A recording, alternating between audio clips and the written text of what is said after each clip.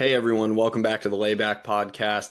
You're getting a double dose of FlexPro Grip today. Joining us is Director of Operations Gavin Keipp-Stroud. He's out in LA right now celebrating the holidays with his family. I could give Gavin's bio or I could just pass it over to him. So Gavin, hit us with your bio real quick. Yep, I'm Gavin. I was in college at Tulane. I was training with Adam and his dad Daryl at their facility down in New Orleans. Stuck around for a few years, had a UCL tear, and as FlexPro Grip developed, I hung around long enough to be on board, and here I am today as a member of the team. Perfect. I'll take that short and sweet. And we have Gavin on today to actually discuss our little review of the 2024 Wake Forest Player Development Seminar. Gavin and I would like to consider ourselves veterans. We have now attended three, fortunate enough to speak at two of them. In 2022, I guess it was, Gavin and I made our debut in the audience. Attending that conference opened a lot of doors for us. We're really thankful that we took the chance on it a few years ago because it has afforded us a lot of opportunities. So looking forward to talking about this year's seminar, just giving some thoughts on it. So Gavin, maybe before we even get into these presenters, I'd love just to hear your experience over the 3 years, how you feel about the conference, little things you picked up along the way, or just talking about the environment. Yeah, totally. I think 2022 it was, you hit me up and said, "Have you heard of this thing?" I said no. We decided it would be worth us checking out. I think we went down, I think picked me up from the airport actually, and then we drove down. We went to Dioli's, of course, and then did the seminar. And I think every year since then we've gone and we've gained something from almost every speaker, and it's something we always look forward to, or at least I look forward to every year. A good place to learn a lot of smart baseball minds and always find something interesting out of it every single year. Right, and the connections are awesome. I think the Wake Forest crew does a really good job of putting everyone on the same playing field. Yes, you can say those things about the other conferences where people are accessible or everybody's on the floor, but I really feel like at Wake Forest, it is a meeting of the minds where everyone is willing to share an opinion, a fact, a study, or just talk shop. Yeah, absolutely. And I think that you hit on a good point. I think one of the best things about it is everyone is sort of there to learn. And I think everybody is really open to connecting with each other, sharing their point of views, sharing their expertise. And it's something that creates a great environment for people who can nerd out about baseball. Definitely. So shout out this year, Sean Fisher and Chris Lewis for putting it on, and then historically Mike McFerrin. It's been awesome for us to be a part of, and we're really appreciative of you guys for giving us this chance. With that, I think we can get into it. For sure. Let's do it. All right. Well, we plan to go in order, but we're actually going to start off with Ben Baruti, who is the Associate Vice President for Strategic Sports Partnerships with Abilene Christian. He was formerly with the Texas Rangers. The reason we are starting with Ben is we unfortunately missed his presentation. We had some internal affairs to discuss, and we would feel badly not highlighting his role and what he played. I'm actually really upset we missed his speech. We just had some stuff to take care of, but it sounds pretty cool what he gets into. He's a leadership guy, developed programs, and the most notable thing I'm seeing here in his bio is he spearheaded the revolutionary Rangers U player pathway, which sounds like a kind of a mental skills, mental well-being, organizational development, leadership development type program for Abilene Christian as well as the Rangers. Yeah, So I'm looking yeah, forward to watching his when they send out the recording. I think I heard some good stuff from guys who did see his presentation about just things being applicable to being a leader and leading in your organization that can kind of be helpful, obviously in baseball, but really outside of baseball and business, anywhere, just general leadership and organizational skills that I think are always useful. And I'm looking forward to watching his recording once they send that over. Definitely. So we don't butcher it too much. I think we'll move on. Just use this as our apology to Ben for missing out on it. And I agree with you. I'm very much looking forward to seeing the recording. But let's hop back to the beginning. So where it all started, Casey Mulholland, friend of the program, friend of FlexPro Grip, kicked things off. Gavin, sadly, you were not in yet due to your delay in from MSY, but you made it. I guess of all people to miss, missing Casey speak and missing us speak was totally okay because you hear us talk enough, whether it's on Zoom calls or just on the phone every single freaking day. So Yeah, I'll definitely. take some of Casey and feel free to ask questions or interrupt along the way. Casey's presentation, as I'm sure you could guess, was about workload management. I think he did a really good job creating a call to action for inspiring the industry to examine workload management for what it is. It should be keeping guys on the field, not preventing guys from playing. That's always an awesome takeaway message from Casey. It's not what we're seeing with the NBA and load management and missing guys play games. He highlighted one of his go to guys, a true believer in what Casey does in the Kinetic Pro system, in Nick Martinez, who has been really known well for his ability to throw in multiple roles in pro baseball, start, relief, open, close. And Casey's vision is to create that ability for everyone, have that preparedness and throwing fitness so anybody can go out and throw in any role on any given day and know that the individual can be confident in their arm that they are going to hold up. Yeah, for sure. I mean, I was definitely bummed to miss Casey. I always enjoy hearing him speak and just even talking to him because he's a bright guy and I like what he does. So definitely bummed Yeah. to miss that one. And he did all this in a very digestible manner. I think he mapped out some different ways people can track workload, not entirely reliant on a sleeve or the most advanced technology. He talked about what he does with a radar gun and just a tracking sheet, whether it's Notepad or Excel or Google Sheet. Anybody can track workload and make workload management a part of what they do. And then, of course, Casey got multiple shout outs for what he's doing for the Wake Forest staff. So I thought that was awesome. Not just hearing what Casey said, but hearing what or how his systems are being used by the Wake Forest program. So next on our list, Gavin, is us, who of course you missed. This is going to be a funky one to talk about, but I'm happy to share that I thought Daryl and I presented pretty well. I felt good about it. It's weird to talk about ourselves in this manner, but our mission or the title of our presentation was to go from Tommy John to Tommy Who, and we offered hot takes and facts about the elbow, arm care, and UCL. So throughout the whole presentation, we labeled what was a fact, what was a hot take, and all of our takes were from the research as well. It's not like we just picked these things out of thin air.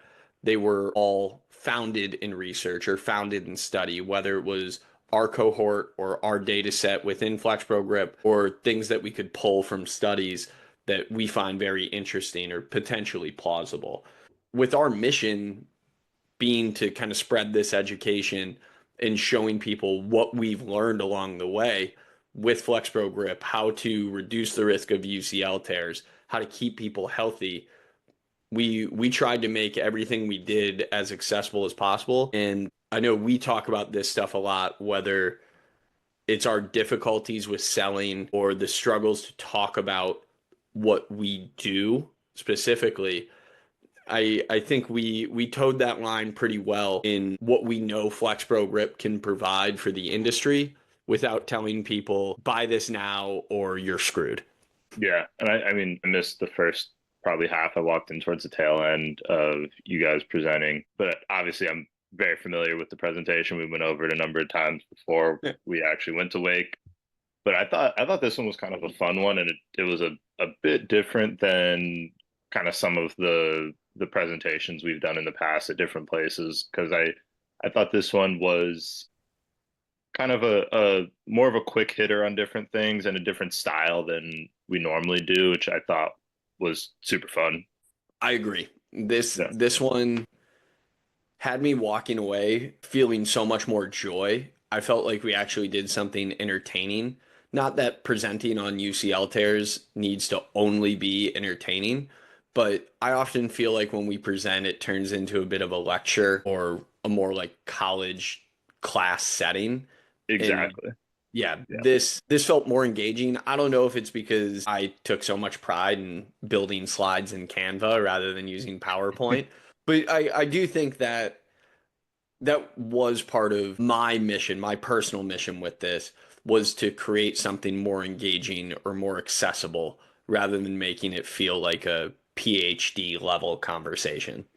Yeah, exactly. So that probably can close the book on ourselves. We talk about ourselves enough. At least I feel like we do. We can talk about the others. The next group to talk about is the Wake Forest crew. Pitching coach Corey Muscara, Sean Fisher, and Chris Lewis. I really enjoyed them. I enjoyed them last year as well. I think they do a great job of presenting in general, which, as we've discussed, is certainly a skill in its own right. I enjoy their kind of their case study style that they do. They talk about one or two players that they've developed, or I know the past 2 years it's been guys that they brought in from the transfer portal. So they talk about how they break down where the guy's at, what he's done in the past, and how they improve it. And then they share the results with us. And I think one, it's kind of just a fun thing to see. It's sort of like taking your create a player in a video game and upgrading the guy is sort of what they're doing in real life, which is cool and fun to see. And then I think the way that they present really gives you sort of a sneak peek into the way their organization runs, so you can kind of see what Corey's thinking in terms of from a pitching coach standpoint, and then you can see Chris working on the data side, and then Sean kind of ties together the two, and you really get to see why Wake is who they are and how well they work together. I think that was stated perfectly. I do always enjoy the Wake crew. They were certainly one of my favorites again this year. But what I'm going to do now is open up my notebook and talk about some of the things that I wrote down. Casey, apologies. I did not take any notes during your presentation. It had nothing to do with your content, it had everything to do with us presenting immediately after you and me wanting to focus on what was coming next, not jotting everything down. So the weight guys is where I actually started my note taking. I should preface a lot of these things that I'm going to say are very personal takeaways or things that I thought could help me or help us in our career. So I'm not saying these are the single most valuable things that every single person needs to take away from each of these presentations.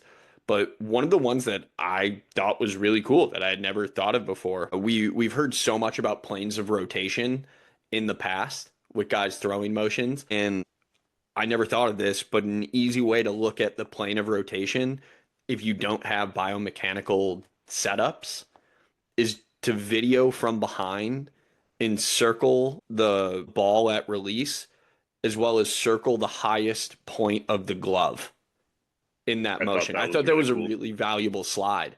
And I don't know why I had never thought of that or put two and two together. So shout out those guys for making planes of rotation so accessible. Yeah, I thought that was really cool, and I that was one of the big takeaways for me. And I actually the next like few days, every time I saw somebody throw a baseball, that's what I was looking at. Just trying to not even with video, just trying to see it. Whether it was on video or you going back to your kids, your team, I'm sure that will be pretty valuable. You get the kids rotating on playing your 11U team. Yeah, exactly. Another one I wrote down from the Chase Burns breakdown was elevated back foot and drill work forces ankle eversion. It's just not something I had ever thought of. They focused so much on the feet and ankles when they talked about Chase and what they were trying to tackle with his own development. Again, just not something I've thought about that elevating the back foot will force that ankle or that foot to roll over the way that they want it to. And then loved this one from Moose. If time to the plate is long, where can you make it up? And his answer was with holds and pick times. So he meaning Moose is incredibly passionate about guys being quick to home plate. Chase Burns, unbelievable pitcher, obviously, is relatively slow to home plate. But what he could do or what they could take advantage of is he's an extremely good athlete, so he can mix up his hold times and not mess with his own rhythm, and he could really fire that thing over to first base rapidly. Quick turn, get rid of it quickly. I thought that was an awesome takeaway that there can be some give and take with what you're passionate about as a coach or what means a lot to you. For me, I thought that was a really cool one because that was hold times are always something I've been interested in. And when I was a hitter, I would the way I stole bases was based off of guys if they had the same hold time, classic UCLA kind of Mhm. approach.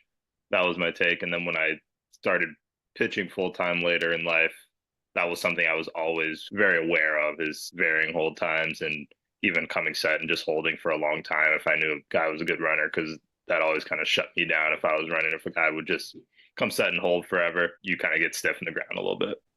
Big time. I feel you on that. I love that because if I ever coach again, that's something that can easily be implemented. And then my last, I guess I have two more takeaways. Similar one to the glove stuff we talked about earlier is using the glove for a reference point for where you're aiming or where your target is and accepting that that can change pitch to pitch. Whether you're trying to throw a sweeper, whether you're trying to throw a curveball, fastball, something arm side, something glove side, is using your glove as a potential target. I know they talked about that with Blake Morningstar. So that's just one of those pitcher specific kind of things that I think can be valuable. And then my last one was a takeaway for us. Speaking of Blake Morningstar, yes, we work with Wake Forest without getting too deep into his pitch profiles. Some of the things they were saying with the pitches they were adding had me thinking how we can tailor his FlexPro Grips work to specifically help him out. We haven't talked to him yet with it being winter break, but I briefly talked with Sean on Friday night saying that I had some ideas of what we could do with FlexPro to help out Blake with what they're chasing down. And that just has me excited. Yeah, I'm sure we'll have lots of discussion surrounding that, and that'll be fun to kind of get in the lab and dig in on that. Yeah. So I guess for those of you who don't know, this is where FlexPro Grip kind of I don't want to say completely transfers from a science to an art, but this is where the art gets involved. If we are in the pitch design space, we have moved beyond injury prevention per se, going into more the performance realm. We can tailor what we're doing on FlexPro Grip to support the pitches that we're after. So if it's more middle finger supinated bias actions, more index finger pronated bias actions, messing with our hold times on the device that is, not the Chase Burns hold times, or rapid force production, there's a lot that we can do with the device to support what we're chasing in pitch development. So next on the list, Gavin, is the college panel. So our college panel included some big name guys. It was Corey Muscara from Wake Forest, Matt Hobbs, the pitching coach at Arkansas, Kevin Vance, and Jimmy Bellinger. So we had some big guys with Arizona and Clemson on there as well, and this was hosted by Sean Fisher. He was our MC for this panel. Anything you want to start with, or you want me to just start going through the notes? You can go through the notes. I mean, I'll say I enjoyed hearing from all four of those guys, and it was cool to obviously guys who are successful and at a high level, hearing how they sort of approach things differently and think about the game and think about their staffs differently. And then there's some overlap in their approaches as well. So I thought that was cool, but you can hit off with the notes. Okay, this was a simple one, and just to start things off, to always expect 64% strike.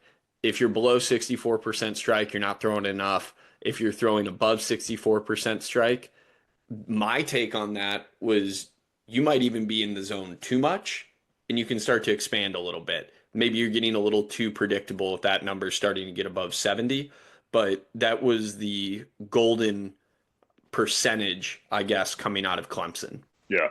I mean that's super cool. I think always pitchers are, always trying to throw strikes. And I think that was even something for me that I think at some point I struggled with was I was always decent with command and I try to throw a ton of strikes, but as you said, it sometimes, especially with my breaking stuff, I would sort of expand the zone and get guys to chase and not get guys where they're just in there ready to swing on every pitch because you don't throw anything out of the zone. So Right. Yeah. And I don't think there's a ton of like crazy in-depth knowledge that it takes to break down that 64%. I just wrote it down. I thought it was a good reminder. Now, the next couple of points I thought were super interesting, and this came from Arizona specifically, was one, the book that I wrote down that I'm going to look into called Alter Ego Effect. And then the point that I loved was having an alter ego always helps with analysis or review because you disassociate from the performance. So you can kind of sit back and treat your review of your own performance as if it's somebody else, enabling you to be more critical, more positive. It's always weird reviewing your own performance. So if you can separate, or this was the message, that if you have an alter ego when you pitch or when you perform, it makes it easier for you to analyze how you did. I think anyone who's played sports sort of has a different mindset or a different personality that they turn on when they play the sport. But I did think that from Kevin was a super cool takeaway to use the alter ego off the field as well, because like you said, you can kind of separate and then it allows you to not take things personally, and then also be able to really analyze it from the standpoint of just trying to improve it rather than like removing your feelings from the performance, good or bad. Yeah. Awesome. I love that. That might have been my single biggest takeaway from the college panel. I really like that. And it's something that I'll take with me, and it makes me even more excited to get into that alter ego effect book. So shout out Kevin, I guess, on that. I think that's cool that the Arizona guys are looking into that stuff. Then simple one kind of calls back to what we talked about with Chase Burns in the Wake Forest discussion earlier. Your fifth pitch is your holds and tempo. I love that. Good thought. Love Totally. it. And one of the things I think Moose said was we talk about guys having good stuff, good pitches, whatever, and it really doesn't take anything to be good at holding. You know, if you can stand on the mound and come set, you can be good at holding. And then I think this one might have been from Hobbs over at Arkansas, but I wrote down a paraphrase of his quote that hard questions begin with shallow answers, but with more practice, it will lead to deeper thinking. Was that when he was talking about his mound visits? I think so. Oh Yes. no, you know what? I think that was actually on the pro pitching panel was the mound visit things, which we can hit on later because I remember that. So probably similar concept. I think very Yeah. similar concept. This must have been when they were discussing development plans. I think Coach Sheehan over at Army had asked a question about like building trust. What if you Yeah. believe in something and you think it's right, but your player might not? And I think this was Hobbs's answer to that. And you just have to accept that these things can take time. You need guys to be introspective. So I maybe that goes back to what Vance was saying about the alter ego stuff. One of my takeaways from Hobbs is he talked about he doesn't call any pitches and he kind of forces it upon the pitcher and catcher to sort of figure it out, which I think is super cool approach to kind of one develop the chemistry with your staff and your catchers, but then also kind of forces the guys. One of his points was forces the guys to take ownership of what they're doing and really be accountable for the game and have that game be theirs. And as a player, I think I would have loved that. Yes, I've always been a big proponent of the catcher should call the game or the pitcher should be in charge of what they want to throw, and the onus should be on the coach to empower those individuals to do that. So the education or the scouting comes from the coach. I don't expect the catcher to handle all of that. And you can make adjustments along the way, but the catcher is the one that is up there that can see what the pitcher is doing or can read the hitter.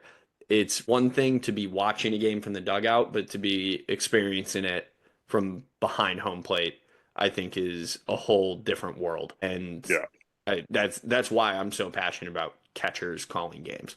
The next thing I have written on here is about infrasternal angles, so we'll leave that for when we get to Rick Franzblau, the Clemson strength coach.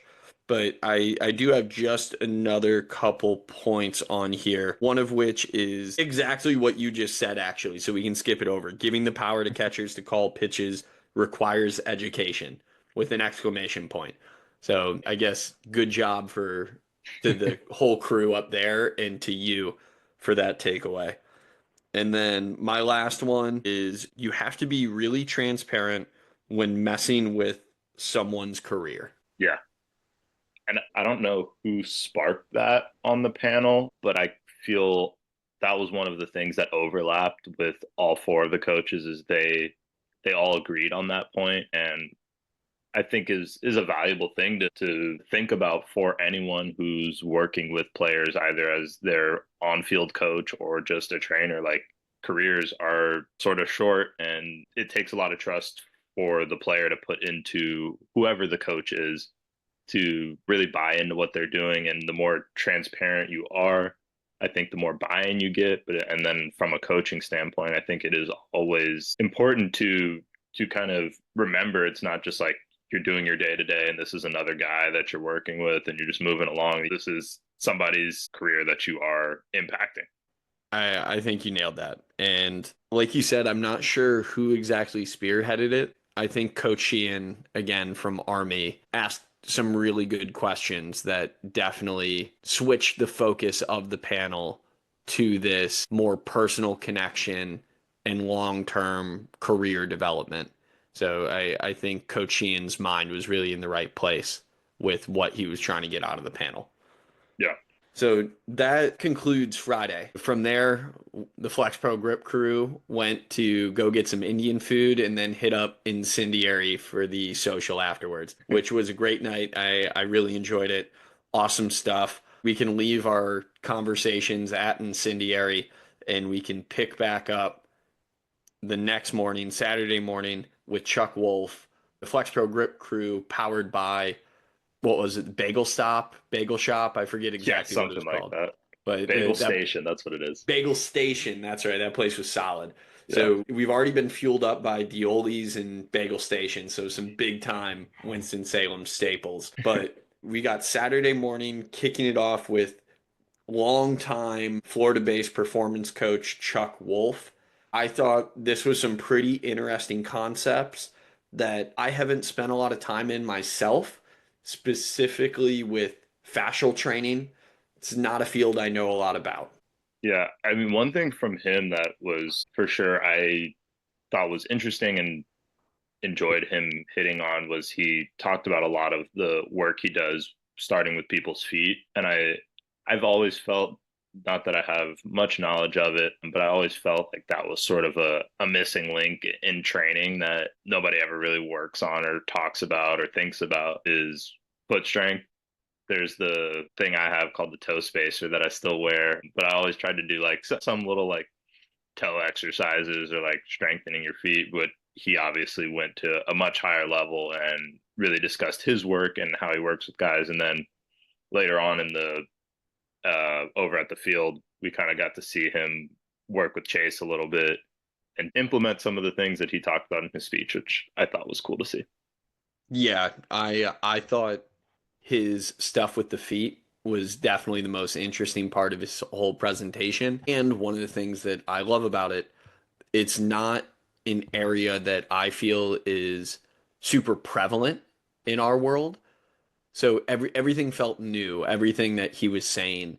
I know he had so much to cover, but really I would have been completely on board if he spent his whole presentation talking about foot function and how it affects everything else up the chain. Couple other things to highlight that he talked about, I guess, were how to properly correct posture and how we should position our shoulders and the beacon of life with our belly button, the light shining out of our belly button. Those were just some kind of notable things I wrote down. How to reach with the scap, so like getting full range of motion when we actually reach rather than just using our arm, trying to think about using our full body.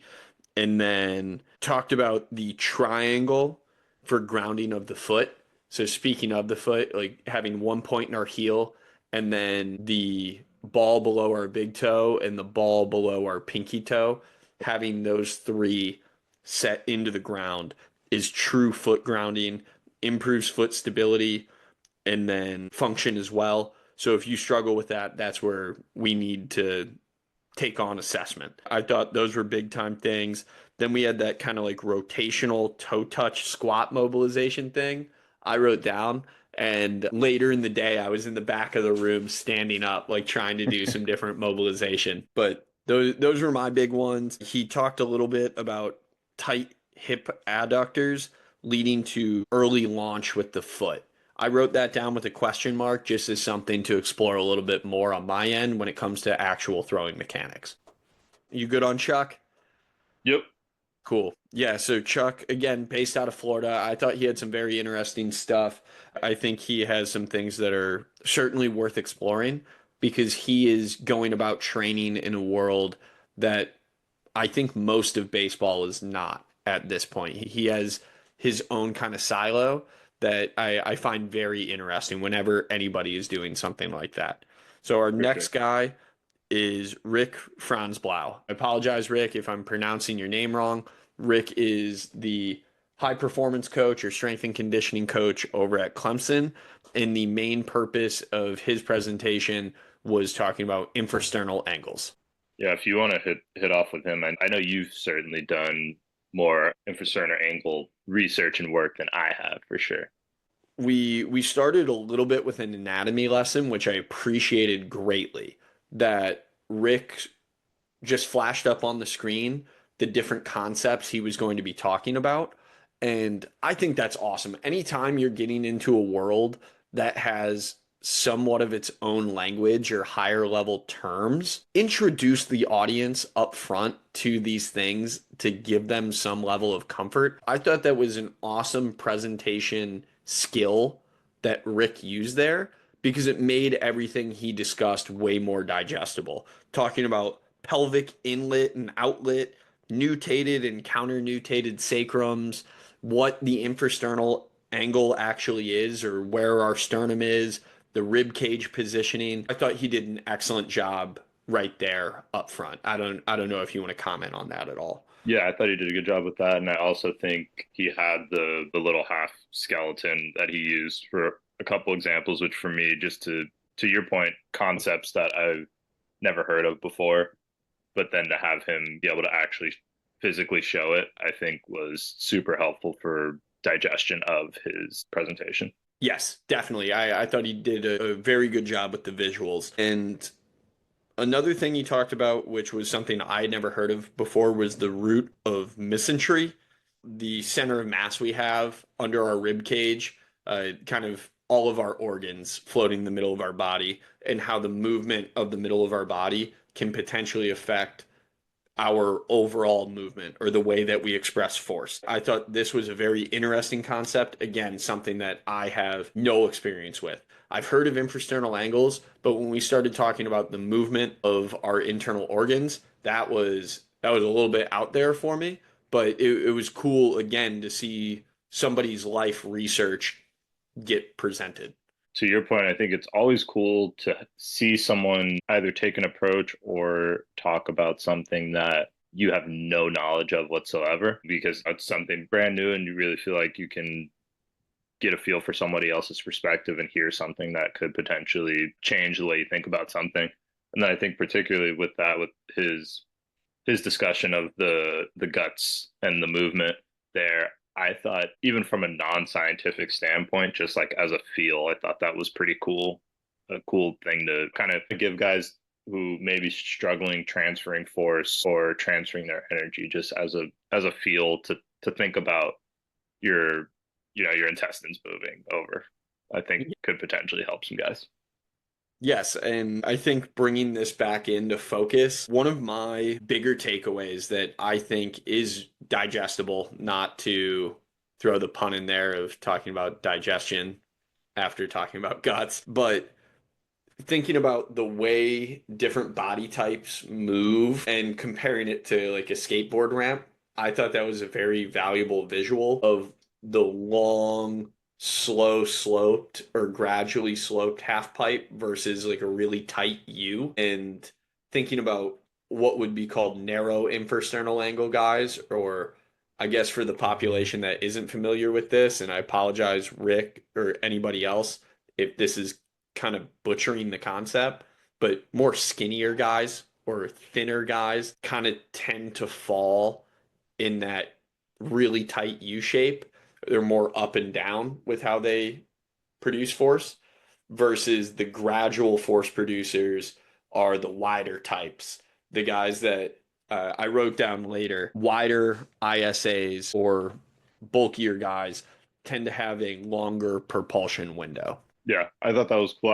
I always think it's cool when people talk about different body types and how it affects movement in general. Obviously, I love it being applied to pitching, but I think we've had a couple guys over the years in different ways hit that at the bridge seminar, which I always find interesting because of course a 6'9" skinny guy is going to move different than a tank of a 5'10" strong guy. So I think that's always cool and interesting to hear people's different approaches and different perspectives on that. And speaking of the different perspectives, I could have spent some more time trying to understand the double peak on the force plate and like when we're hitting versus when the center of mass is actually stopping. I Yeah. thought that was a cool concept. I'd be interested if Rick has more research on that or publicly available information.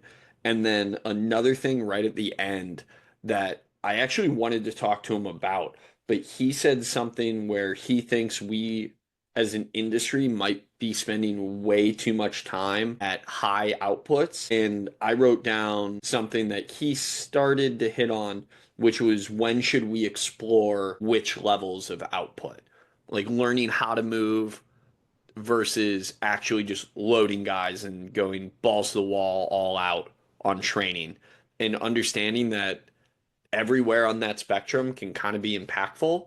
But I would have just liked to know more from him when we should implement those different levels of intensity and which athletes should be experimenting with those different levels of intensity. That I think mostly sums up what Rick went into, other than like the hyper specific notes I wrote down, which I think I would not do justice for because it was me trying to understand all of the sacral positions and pelvic tilts. And yeah, that's probably too much for me to try to express over this podcast with no knowledge. But next on the list then is Eric Neeson. Eric Neeson is the director of pitching for the Houston Astros. Do you want me again to kick off with notes, or do you have anything that you want to Yeah, start go with? ahead. Hit notes for him.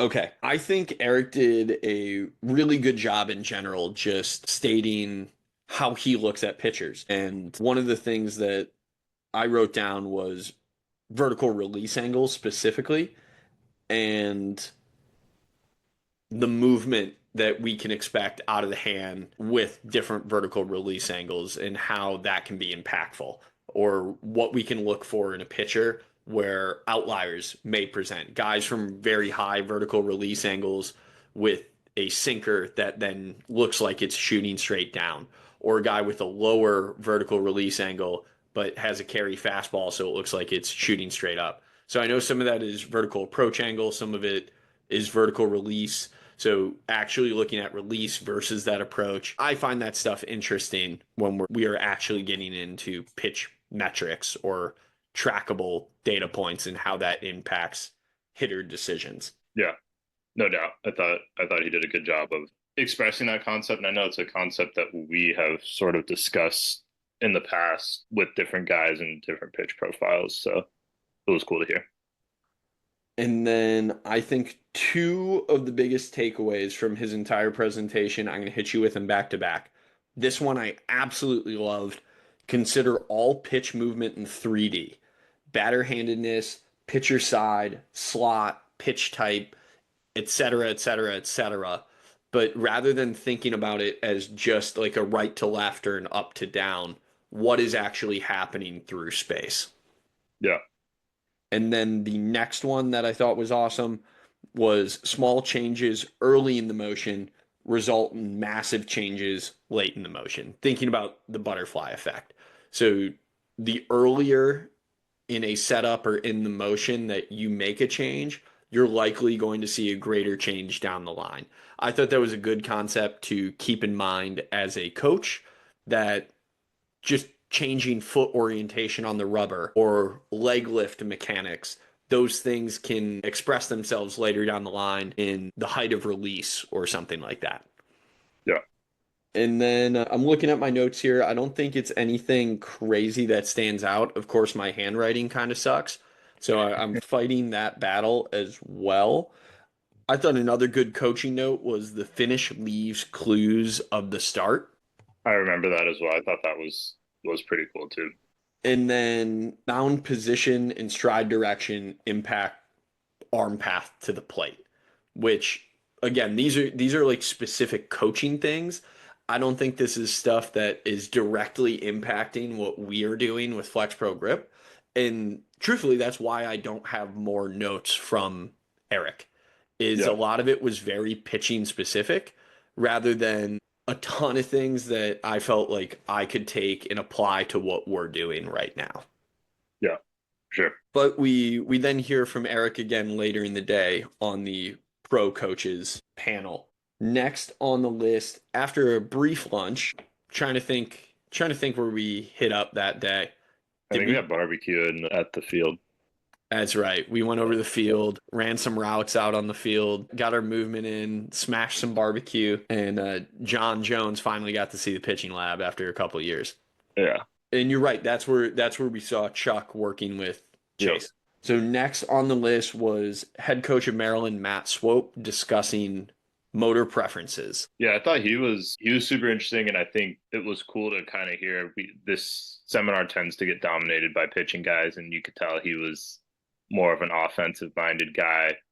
So it was cool to hear his perspective on things and how he runs his program. Certainly. And I'm reviewing my notes. Of course, this is something that I probably could have spent more time doing ahead of time, but everything I have is very specific to what he goes through with motor preferences. We had Bob Keller come on previously to discuss what he's doing with motor preferences.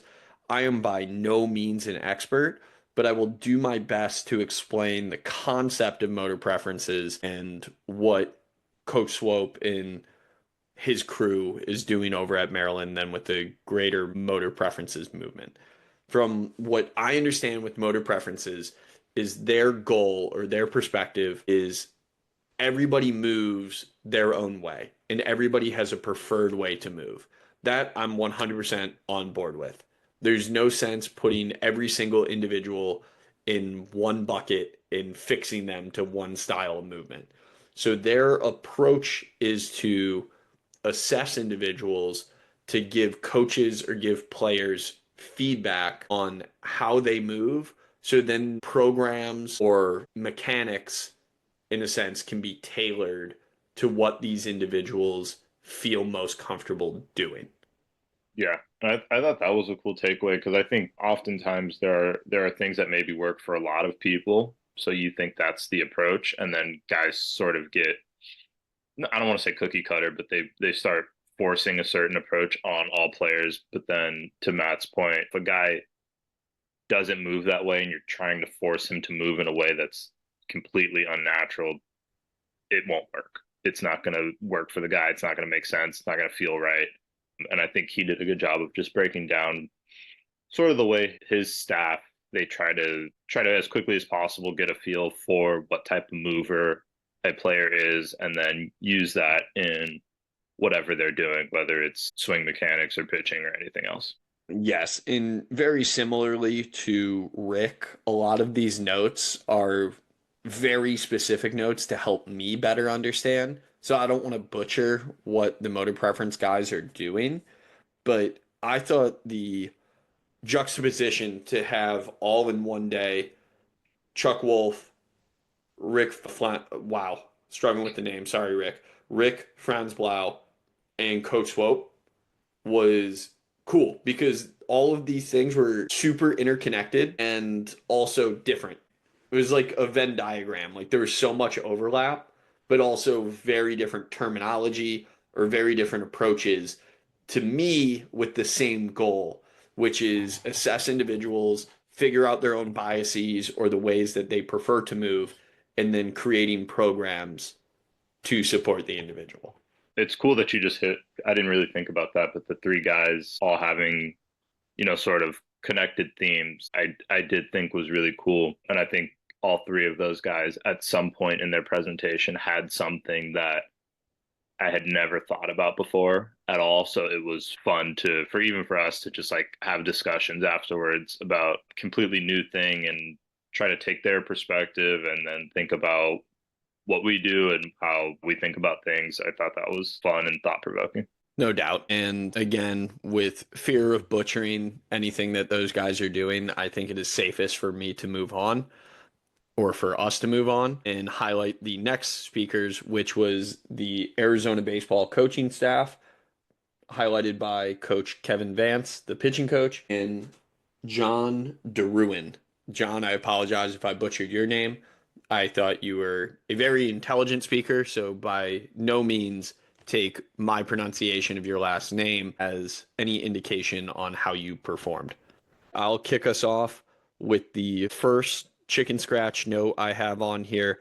When it comes to programming, start with movement capabilities when developing plans, then shift to skill-based movement. From there, develop programs, shift to arsenal design, and eventually optimize pitch usage. So me breaking this down or summarizing it, what I understood this as is figure out who the individual is first, calling back to those three guys that we had just discussed, figure out how they move outside of baseball. Just figure out how they move first. Then let's shift it to skill-based movement. So how do they move on the mound? Or if you're a hitting coach, how do you move with the bat in your hand? Then we develop the programming. What are the drill sets that are most important for this individual? What's proper dosage? What do we need? Whether it's weighted balls, long toss, whatever implement or constraint to help this individual improve. Then we eventually shift to designing the arsenal. So how they are or what pitches they're actually throwing.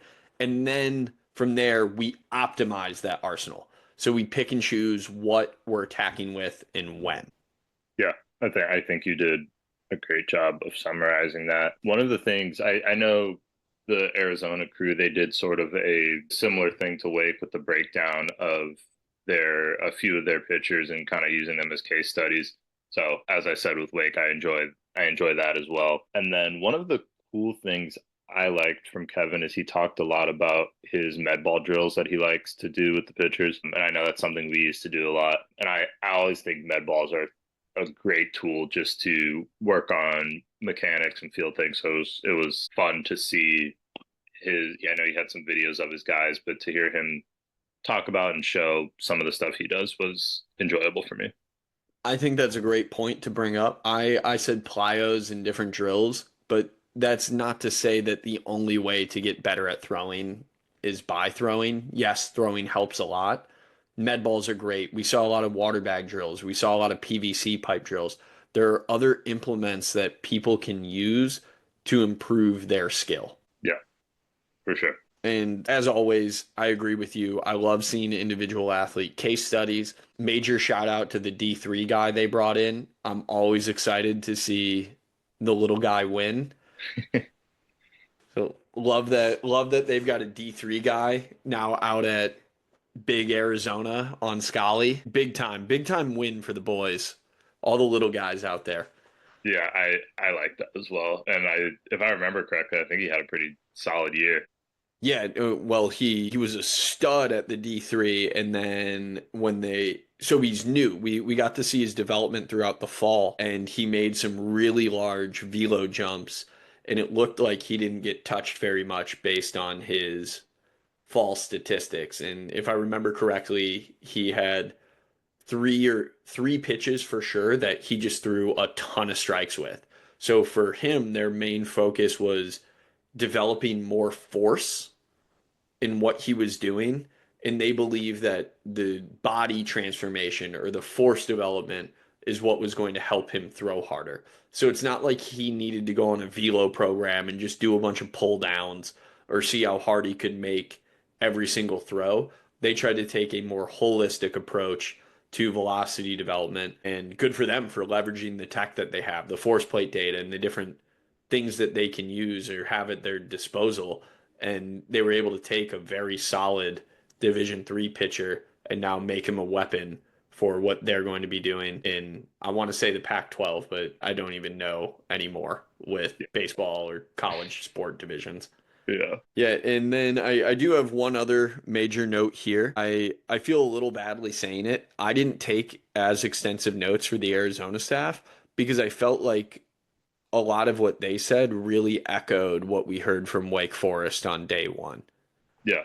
But another one I have is about execution based bullpens or practice design is set up an execution based pen that means something to you. Track and turn it into a competition. I thought the phrasing of that means something to you was very powerful from the Arizona guys because they recognize that what is most important to them might not be most important to somebody else or to somebody else's development or to another staff. And they recognize how much they gain from doing these execution based pens or this competition where guys are getting up and they're celebrating and it really feels like a game. But every time they do it, they are doing it focused on what they care most about. Then it encourages other coaches or other programs that when they do these types of bullpens, don't do it based on what Arizona does. Do it based on what you care about. I thought that was a very strong, powerful message. Yeah, I did as well. And I also like the concept of the competition pens, as they called it. I know Kevin said he might have two guys throwing at once, kind of lets them get 75% through their bullpen and then shouts out where they're both at in terms of whatever they're tracking that day, where they are percentage wise or whatever it might be. And that kind of turns both the guys on to start competing with each other through the end of their pen, which I think is a really cool idea. For sure. Another thing that I want to call out, talking about these Arizona guys, it made me think back to the college coaching panel. So I guess we're a little out of order here. I do think it's important to highlight how much starting with the pain was talked about whenever we're working with a pitcher. When it comes to performance or when it comes to rehab, we always want to understand what a pitcher is going through, what they're experiencing. And I thought that was another very prevalent theme for Arizona's crew as well as the other coaches or speakers that we heard from is changes are made because we either see low-hanging fruit to help an athlete get better or somebody's hurt and we need to do something different. And it was kind of nice. I thought that it was binary, that changes aren't just being made willy-nilly. Changes are being made for guys with a specific purpose, and it's generally to help them get healthy or help them get better. And there's no sense making a change if you can't map out how it's going to help them get better or how it's going to help them feel better. Yeah, I think pain and performance was the theme I heard tossed around a lot. And I do think that is a great point to think about. As you, like you said, it's either guys having pain, so we need to address something, or there's better performance to be had. So that's what we're addressing. Yep. And with that, are you ready to move on to tread? Yep. Okay. So the tread presentation, I think, was extremely well done if you don't know what tread is. Where we live in a world of internet and Twitter consumption, I feel like I'm pretty locked in on what's going on at tread. And I interact with a lot of their coaches or ex-coaches. So I feel like I hear about their training environment. So I'll call out some of the things that I thought were powerful or maybe some thoughts that I had jogged in my mind. A couple good quotes I wrote down right away. I thought this point was stressed early on. Time is the currency of performance. I think that's good to keep in mind. Everything that we are striving for in this game does take time. So we're paying for it in a way. And just thinking about opportunity costs with every single thing we do is important in the career of an athlete. Yeah, for sure. The next one I have, chicken scratch again, so hopefully I don't stumble over this, but programming should stand in the middle of data and athlete perception. I thought that was a good visual of whenever we program, we need to take into account what an athlete likes, what they don't like, how they feel, as well as from the other side, what has been proven to get these guys better? What metrics are we going to change with this exercise, or what are we actually trying to tackle? And understanding that there's a little bit of give and take there. And that to me is the art of proper programming because you need athlete buy in. But if you have athlete buy in for a shit program, the athlete's not going to get better. And then no matter how good the athlete feels in the moment, they're going to be pissed because they didn't get better. On the other Yep. side, you could give them the most unbelievable programming ever written, but if the athlete doesn't enjoy it or doesn't have fun, they're not going to get better because you won't have the buy-in. So if you have the mix of the two, is kind of that Goldilocks zone where you're actually going to see improvements and you're going to have long-term athlete buy-in. Yeah, for sure. I think that was super well stated, Adam. Thank you. Another thing we have here that I liked a lot, it was probably a quote or a paraphrase that knowledge is the prerequisite to innovation. I think those were my biggest kind of theme takeaways from Tread. I'll continue to shout out my notes and then just tell me to shut up if you have any point along the way where you want to interject. Thinking about what is truly controllable in pitching data, I thought this was a valuable piece in a game versus a pen or in a facility. What is really controllable? Can you control whether the hitter swings or strike percentage or in zone, out of zone? Like, I don't know. You do have an umpire, you do have a tracking system. There's only so much that you can really control, so you might as well focus on those things. Without tech, you must create creative assessments. You have to figure out a way, and you have to figure out a way to track because objectivity is ultimately going to be our measure of whether we are improving or declining in whatever it is we do. Find a way to create ongoing education. And then I had a thought hit me while we were watching drill after drill after drill and these different constraints. I'm interested to hear your thought. Do you think there's ever a point in doing drill work with hitters? Do you mean Like as from? in as a pitcher? Yeah, that's what I thought you were asking. Yes.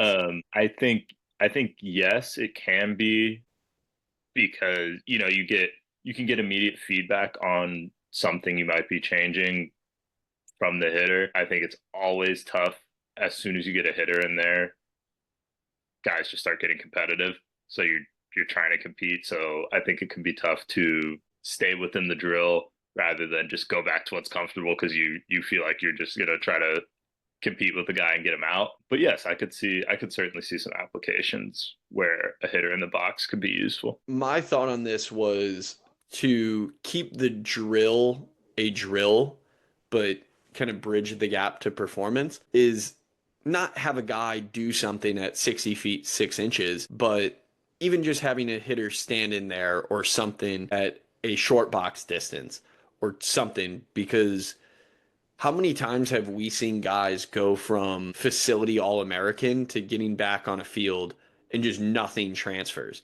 And Yeah. I don't know if that's like an indoor comfort thing to then having the uniform on again or what. I don't know what the breakdown there is, but I would think having the exposure to hitters is valuable from a performance standpoint.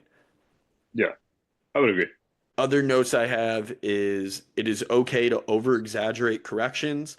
And then a question that I had as a takeaway is can we create an Olympian type model for long term planning? Because Tread said with what they do, their goal or how they orient their systems is trying to create 2 year models or 4 year models.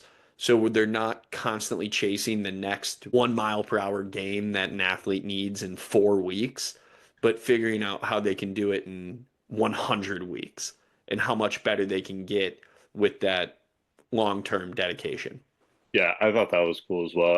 I think it's always in player development will be the struggle with time being the currency and being able to make the most gains if you are able to take a long-term approach. And I think that also goes into buy-in, which they talked about a bit. If you can get your guys to trust you, then they're willing to jump on and be a part of this long-term plan rather than they want to come in to a facility or come into place or whatever for a month and gain 10 miles an hour. Yes. Well, with that, we have the pro panel. Are you good to move on? Yep. Sweet.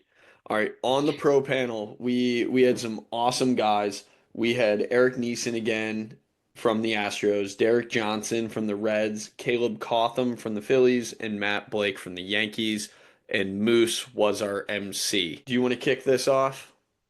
Yeah, sure. I mean, I think there was some cool discussions that got brought up with this group, and I think they were all pretty friendly with each other. So they kind of shared some views, but then they were also I enjoyed some of their riffing that they did with each other and just to see their thoughts on the fly. Some of the things that I enjoyed from that were a few of the sort of mental approaches that they talked about, different guys on their staffs, how they need to approach them differently based on who they are and the way that they work. There was also some discussion of bullpen management, which I enjoyed as well. Yes.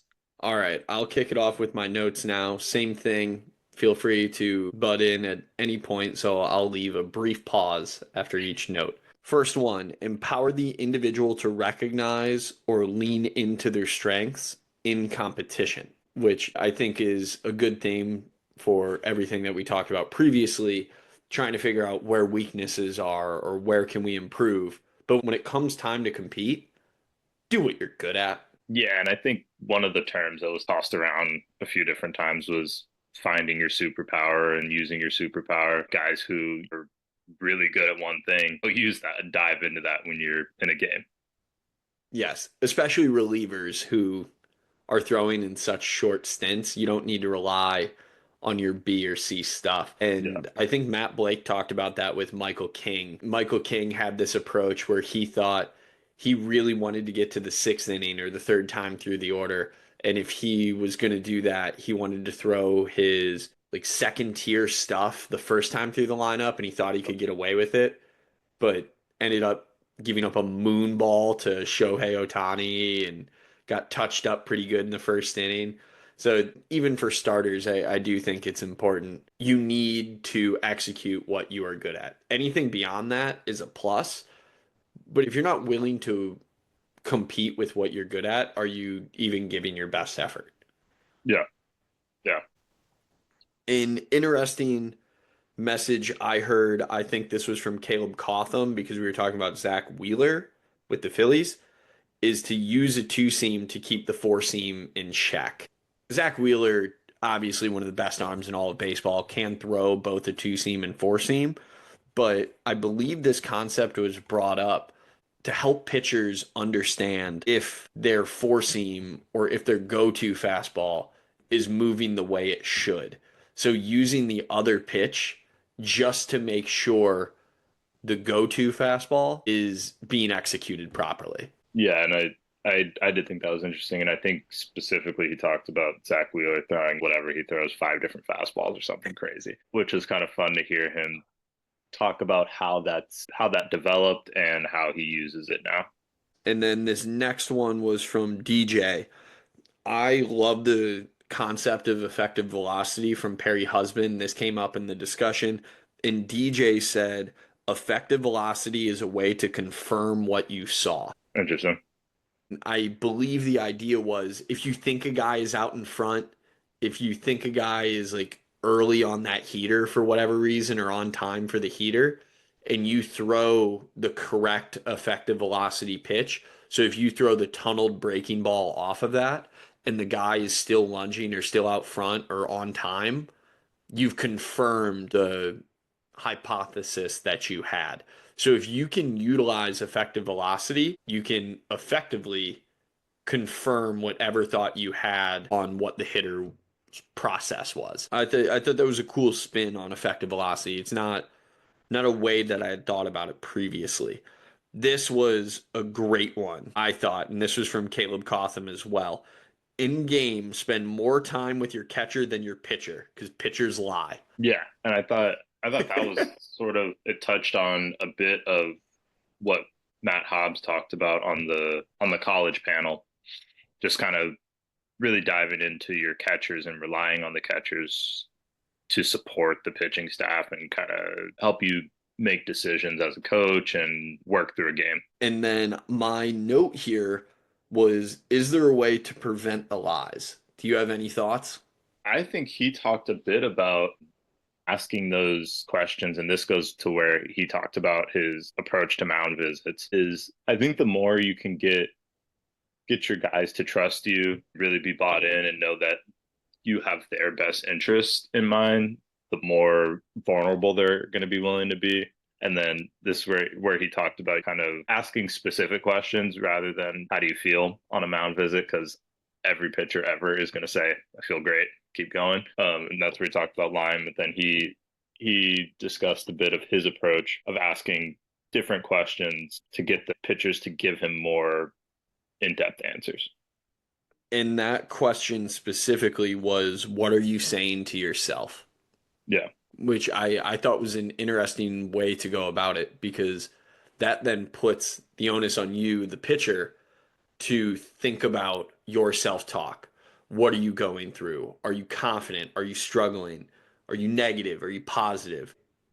I think that is a very creative way to get what you want out of a mound visit. Figure out if this dude is locked in. Is he confident or is he actively shitting down his leg?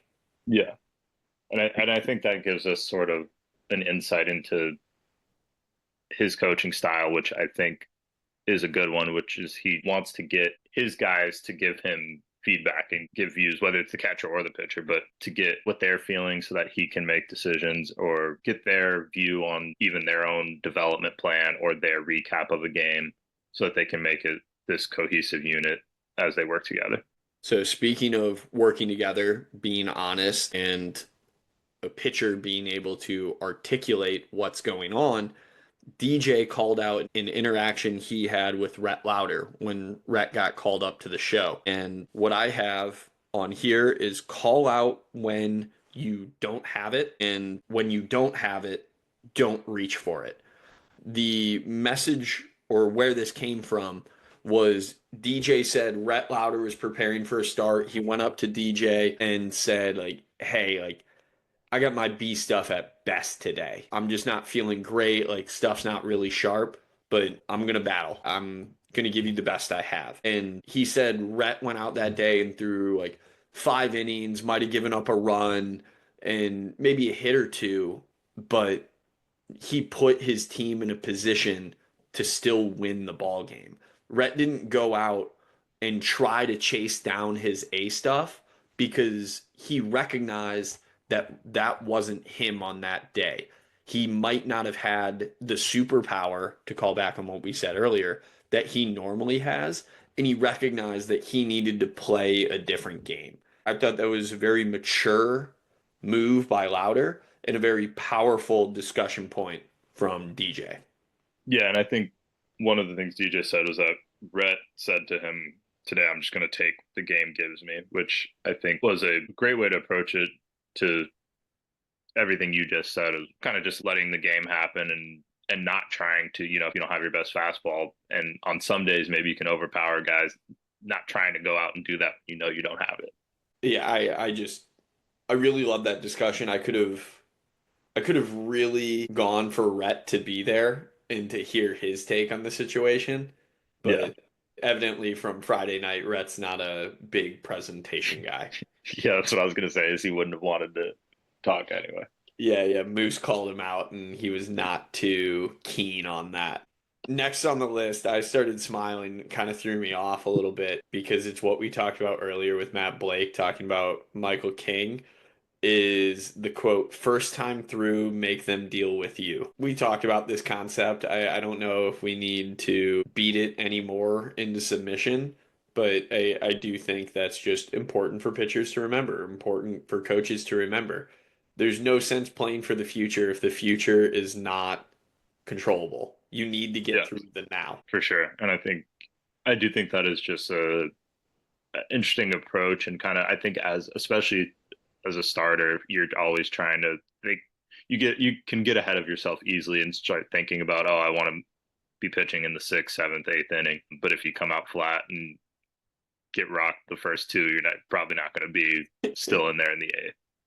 Who cares about conserving the curveball if you don't have a chance to throw the curveball? Yeah, And then the last major quote I have on here that I thought was another really good one is pay attention to reliever adrenaline dumps. This was the bullpen management piece that you were talking about earlier.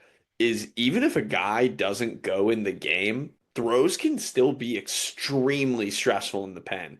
Like if a guy is gearing up for a two out, two on matchup in the bottom of an inning and we extend the leash on the starter to get that guy, the reliever still had to get himself up to enter in that situation. And bringing him back to start the next inning might not be the right move. I really enjoyed that, and that's something I found very interesting. Is the two aspects of that is one, letting the I think oftentimes you can go, oh, let the starter let him start this inning, see how it goes, and then next thing you know, you got two guys on, you're bringing your reliever in a more stressful situation.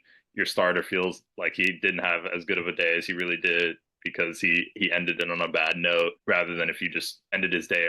I think it might have been DJ, but one of the guys said, I'd rather end a guy's day too early than leave him in too long, which I thought was a really cool concept. And then I also found it interesting. It's something that I really don't think about, and I don't think a lot of people think about. But when you're warming up, you are throwing. So having guys be up for 3 innings straight or something over the course of especially a major league season, that's a lot of work that a guy's doing, even if it's not necessarily in the game. Valuable point. Very valuable point. And another note I have here, which is probably significantly less important to everyone else out there, but I have always been curious about it. When I coach, I hate walking. I hate moving slow. When I've done mound visits, I have jogged out to the mound. There are a couple situations where I have walked because that is what baseball says you should do to slow the game down and give more time to the pitcher.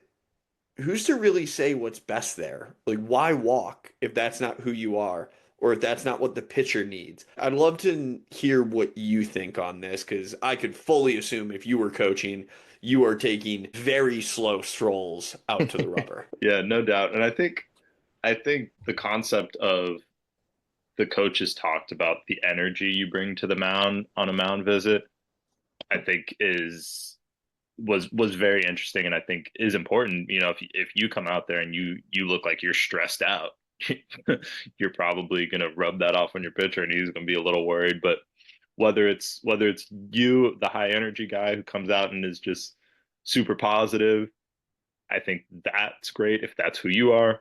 Or more of my approach would be come out slow and calm and just kind of calm everything down. That's great if that's who you are. But I think whatever it is coming out there and bringing something positive to the pitcher and not coming out adding stress to an already stressful situation. Well stated. I think you rounded that out well. And I have continued to rack my brain about this of trying to play the game. But I do think it would be stressful if all of a sudden I started taking a very slow, methodical walk out there.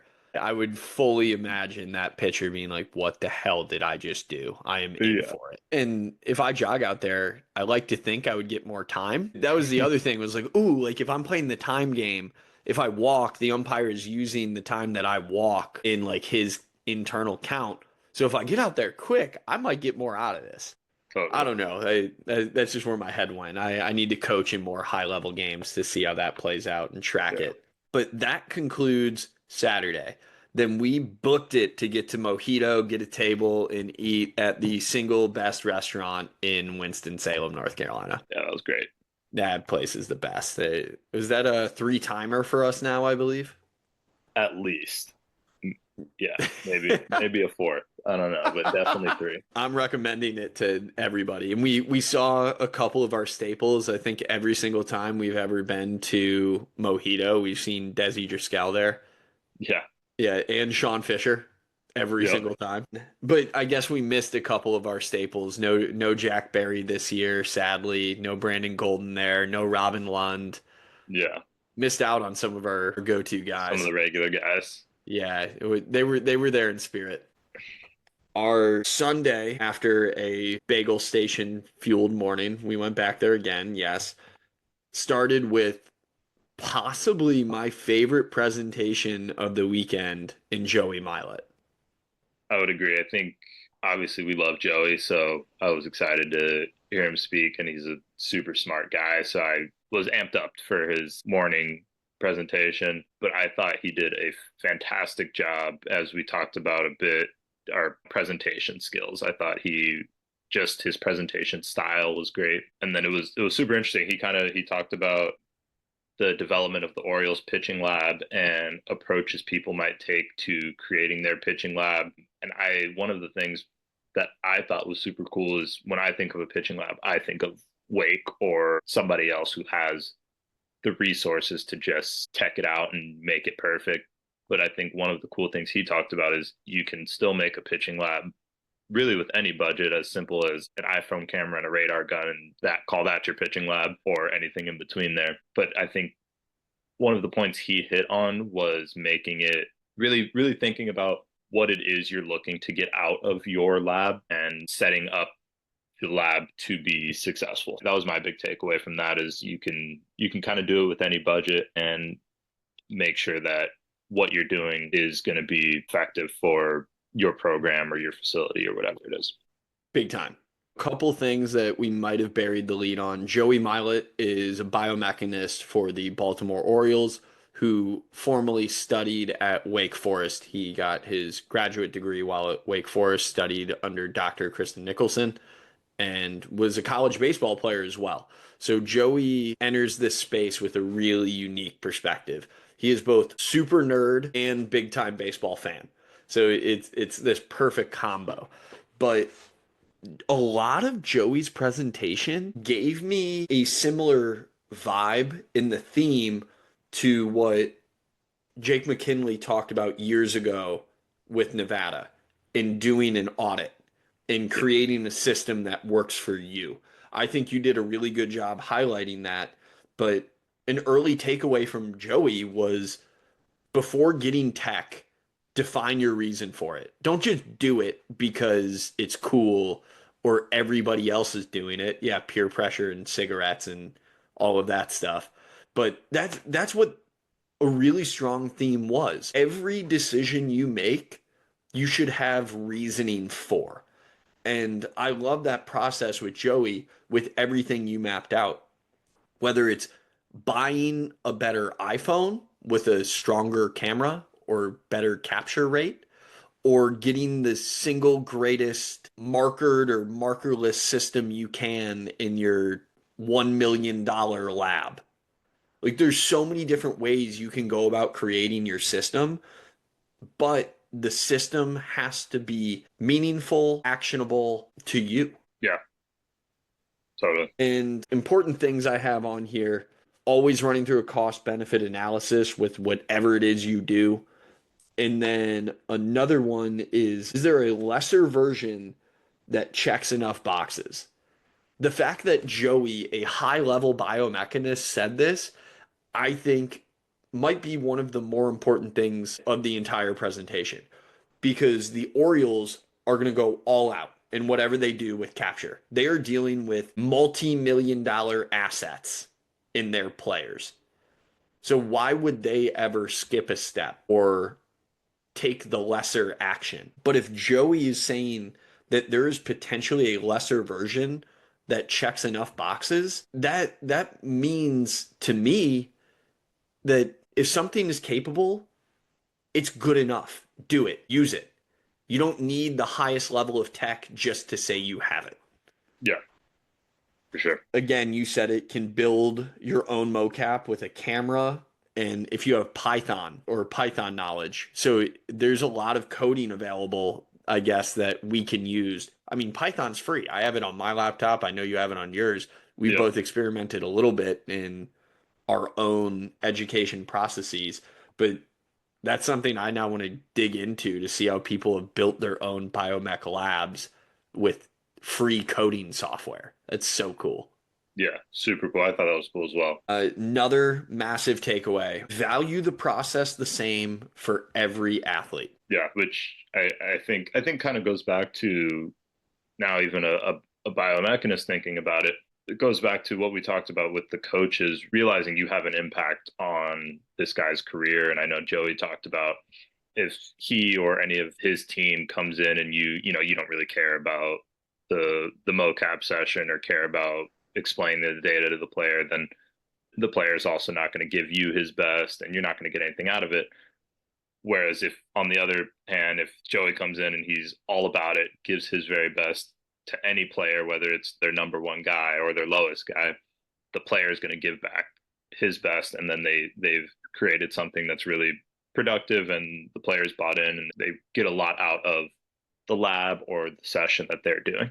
I would like to think that Ben's presentation, Ben Baruti, would have highlighted that kind of concept, that the Yeah, leadership and the connections go well beyond coaching and extend in all parts of an organization or all parts of a program. And that's true culture. So shout out to Joey for that. I thought that was awesome. And then a powerful quote he ended with was, help and support are not ours to keep. A lot of the things we're talking about here, yes, we might be fanboying for Joey a little bit because I like to think he's a friend of ours and he really does seem like a great guy. But I think the work he does really means a lot to him. And he's thankful for the support he's got along the way. And he, like I think everybody who has presented, and I know we still have one more to go through, but they're all trying to make this game a better place. And I thought that was evident in Joey's presentation. So the last and final presentation for us to discuss is the Minnesota Twins analysts Chad Rains and Nihar Mascara. I know Nihar was a weight guy. I don't know if Chad was as well. I don't think so, but I'm not sure. Regardless, I thought there were some great points that these guys had, and this is not to take a single thing away from Chad. I thought Nihar was an awesome presenter, super engaging, great presence up there. I really enjoyed listening to him. Yeah, I did as well, and I also got the same impression I got with both of those guys that I did with Joey. Is they really care about what they're doing and really enjoy their work and care about helping players. So getting into it, my first point that I have on here is define your North Star, which I thought was ironic with them being the Minnesota Twins, just labeling it as North Star. But define the North Star and make that prevalent in every single thing that you do, and specifically from an organizational standpoint. So I think that's a valuable takeaway for any individual working on something, just keeping your values up front or your goals up front. But when you start working with more and more parties that seem like they could possibly be divided into different silos, i.e., an MLB org, if everybody is operating with the same North Star or the same values, it becomes a lot easier to ensure that culture stays strong or that everybody's working towards the same goals. Yeah, no doubt. Another valuable piece here that I loved: introduce players to all resources. This leads to personal connections. I think that's part of what Joey was talking about with the help and support are not ours to keep, and ensuring that you value the process the same for every single player. So the coaches and the staff should feel the same as the players. Like, we're all in this together. We're all trying to help and support, because let's face it, everybody who's in an org wants to win a World Series, no Yeah, matter their position or their level. yeah, for sure. And I think this was a theme that we've talked about and kind of was presented in different ways in different guys' speeches, but creating that, that the group environment and together trusting each other to move towards a goal, I think they hit on a bit as well. I would like to say this is something that we try to do a lot with FlexPro Grip. introducing players or clients we have to other players and clients, or connecting parents that are going through similar situations, or all of us managing different athletes or managing athletes together because we all have different insights or different thoughts. Like not too long ago, you were talking about one of the high school guys you work with who's been stagnant for a little bit. He's training really hard, but he hasn't necessarily improved, and that's fine. Maybe it's just time to get creative and mix up programming. Or for example, there's guys that I talk to a lot that are out in California that, yeah, I might be like running their programming per se, but I'm not as accessible to them. So it makes way more sense for you to have that contact when you're in farther west time zones Yeah. and you can be more available and have more interaction. Whereas I'm just kind of like doing it from afar. So I think the Twins guys nailed that personal connection piece, and it really, I think, levels the playing field in the best way possible, making it feel like everybody's on the same team. Another important takeaway, like we talk so much about improvement throughout the entire weekend, but just because you nail the process doesn't guarantee results. Yeah. And I think that's something that is important to remember, but I think is also just a reality of player development, which was the theme of the seminar. But you can have the smartest guys and go about things the right way and still you might not get the intended result. Silver lining, though, even if you don't get the intended result, this is one that I try to keep at the forefront of my own mind. If something didn't work out, it means we can just rule out that process and we don't need to give it any mind anymore. So Yeah. even though we might not have succeeded, we at least narrowed our focus that we can throw that concept completely out the window and never need to think about it again. Yeah, for sure. So there's positives that can be taken from these failures. Not to call the process a failure. Sorry, Philly. Yeah. Trust the process. Another note I have here is just because you understand something doesn't mean the player does. I would say that's probably a theme that, bringing up the discussion of our presentation again, of kind of shifting it from a high level textbook style presentation to a more engaging environment. Yeah, we knew what we were talking about with valgus stress on the elbow or Newton meters of torque, but that doesn't mean much to most people in the audience. So Yeah. meet them at their level. Make sure that the person who is receiving the information actually understands what you're talking about. Yeah, for sure. And obviously that helps if they understand for them to be able to implement something, but even goes back to our discussion of buy-in. If they think you're just talking way above their head and they don't get it, it doesn't matter to them. If you can get them to grasp the concept of what you're trying to do, they're more likely, I think, to dive in with you. Big time, which actually leads to the last note I have here, which is if players can't say exactly what they need to improve on, I failed, or the Yeah. organization failed. The player or the individual you're working with should be able to recite their development plan. And Yeah. I would prefer them to do it in their own words, not just say exactly what's on some piece of paper, but the player or the athlete needs to be able to have a real, true understanding of the process that they are going through.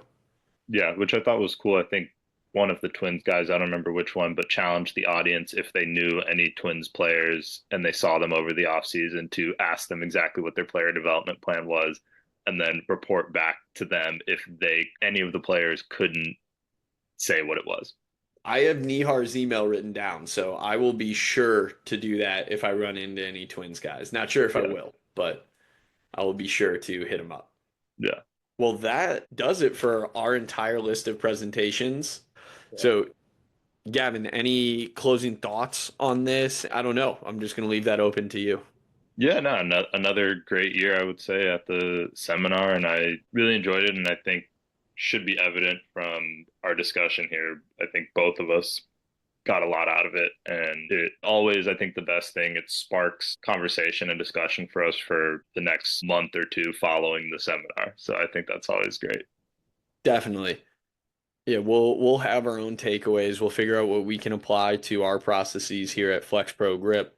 maybe a tough on the spot question. It's a two-parter, and you can answer whichever one first. I'm sure one of these is tougher than the other. I would love to know what you would like to see at a future Wake Forest player development seminar. And then if you were tasked with presenting, I would love to know what you think you would present on. I think so. Your first question, what I would like to see, I love any anything that anyone is discussing, the more that they implement case studies, I enjoy that because it makes whatever they're talking about real. I think something that I maybe would like to see in future years would be if they could get a player to either participate in a presentation or for them to present their perspective on player development, either a current or even a past player, I think would be great because we hear always from the coaching perspective or the doctor's perspective or something, and I don't think we ever hear a ton of the guys who are actually doing the work, or not to say not the work, but the players who are actually being affected by this player development. So I think that would be great. I think what I would like to present on if I were presenting would be probably in the realm of business organization or business implementation within a team. I think that would be something I think about a lot and am passionate about, is creating efficiencies within our own team. So I think that would be something I could present on and would like doing. Yeah, I think that would be a really great presentation, is kind of having that front office type perspective and how it impacts player development or team culture and overall success. So maybe you get to work on that and you can pitch that to Sean and Chris for next year. Yeah. Yeah, you'll never know if you don't try. Maybe that'll be your side project. Yeah. Well, Well, I'm curious to hear yours. What's yours that you would like to see? I'd love to hear okay. that. Yeah, I was about to say, I don't know. I just present on FlexPro Grip again. Yeah. Okay, I will give you a couple that I think about. Now I'm stuck on the answer you gave, and I just want to echo that and say like, oh, I'd love to see someone present on like business organization leadership and how it impacts an org.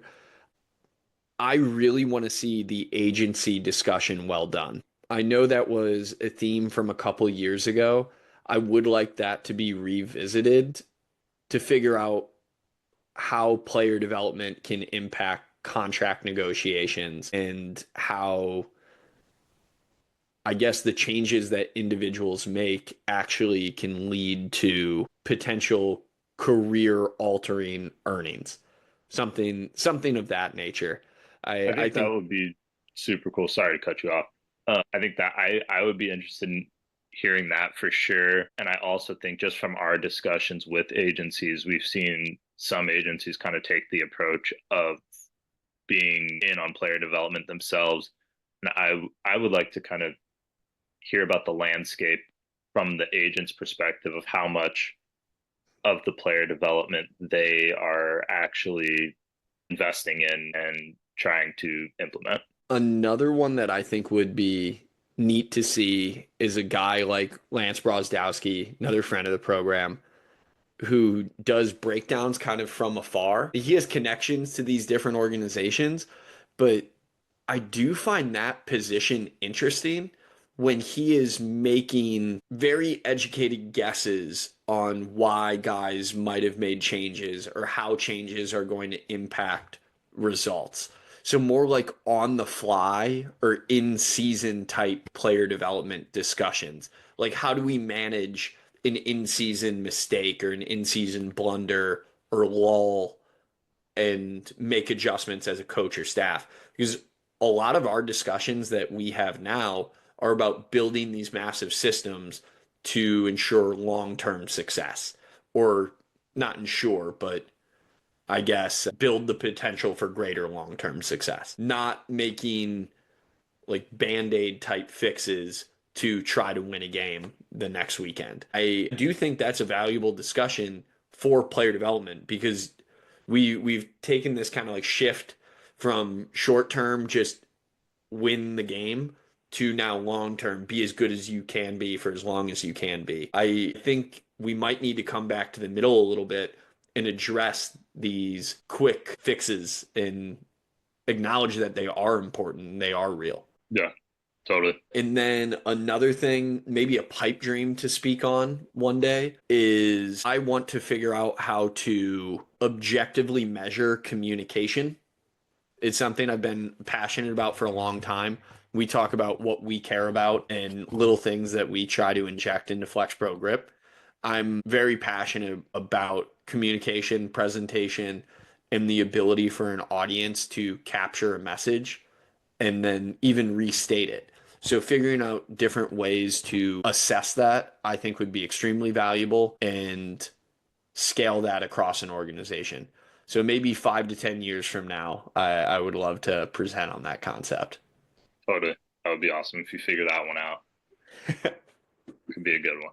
I'm working on it. Google Yeah. Sheets is, or sorry, Google Forms is helping me slowly but surely. But I think I need to get back with a team to really execute that well. Gavin, that does it. I mean, we ran through a ton of presentations, went for a while today. I really appreciate you hopping on with me, and congrats on making your Layback Podcast debut. Sweet. Thanks, Adam. I've enjoyed it. Any parting words for our listeners? No, I'm good. I think my big takeaway from the seminar this year, I think, can be implemented in whatever you do, which is giving your best on whatever it is and creating buy-in with whoever your group is impactful. Great. I love it. Again, Gavin, thanks a ton. Looking forward to calling you later or tomorrow just to figure out what's next on our own agenda. But thanks for making time for this. And to everyone else out there, thanks for laying back with us.